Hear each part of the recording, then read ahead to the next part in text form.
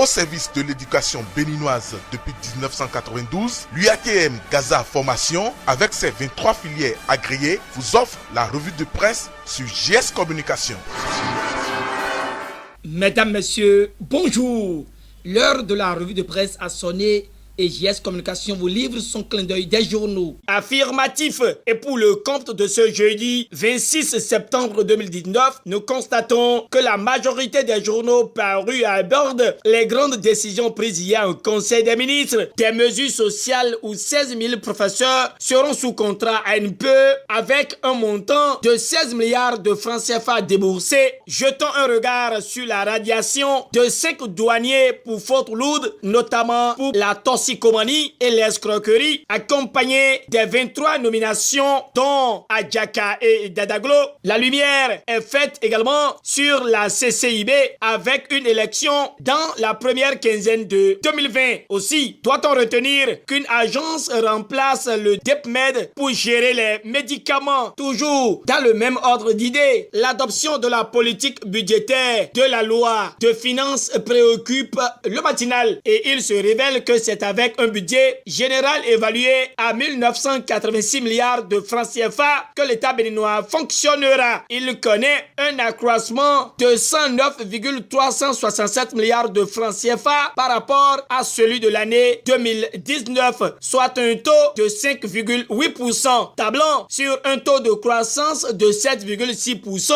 il y a une vocation sociale en ce sens qu'il dégage d'importantes ressources à hauteur de 51,76% du montant total. Elles seront destinées à l'amélioration des conditions de vie des Béninois. Un choix du chef de l'État et de son gouvernement qui s'inscrit dans la dynamique en cours pour impacter plusieurs domaines. Oui, il y a environ 2000 milliards pour poursuivre la réalisation du programme d'action du gouvernement. La nation donne cette information à l'Assemblée nationale. Plus de 47 milliards de francs CFA d'accords de prêts approuvés. Des autorisations de ratification au Parlement, une interrogation afférente à la disparition du régisseur de la Direction générale des impôts se pointe. Nassiara donne cette information. Va-t-on vers un autre cas de Danhivo?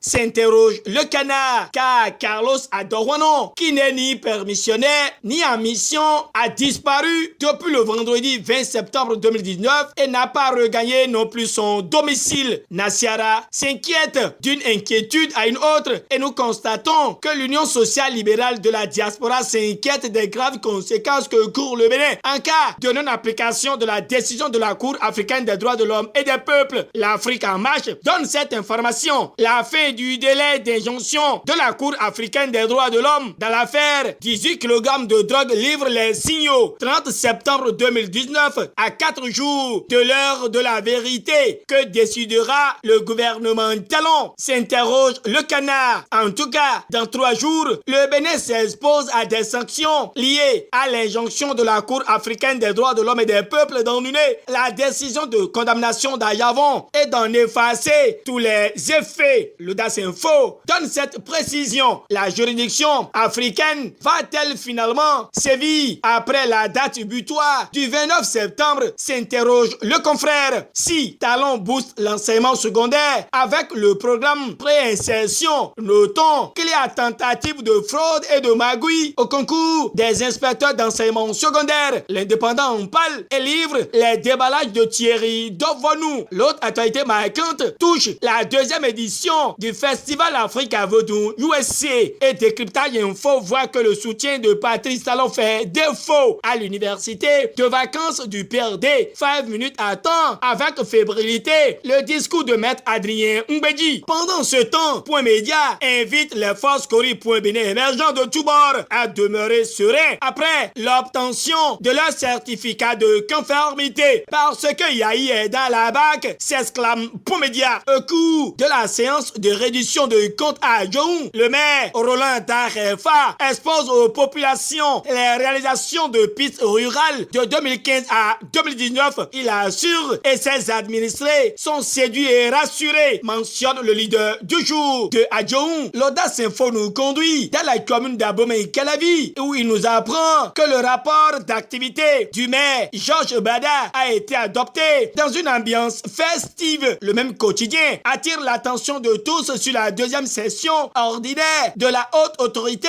de l'audiovisuel et de la communication AC et relate que les médias en ligne seront bientôt régulés au Bénin. Selon le Canard, les promoteurs sélectionnés seront invités à signer une convention avec la AC Bénin. Mesdames, Messieurs, ce sera tout pour ce jeudi.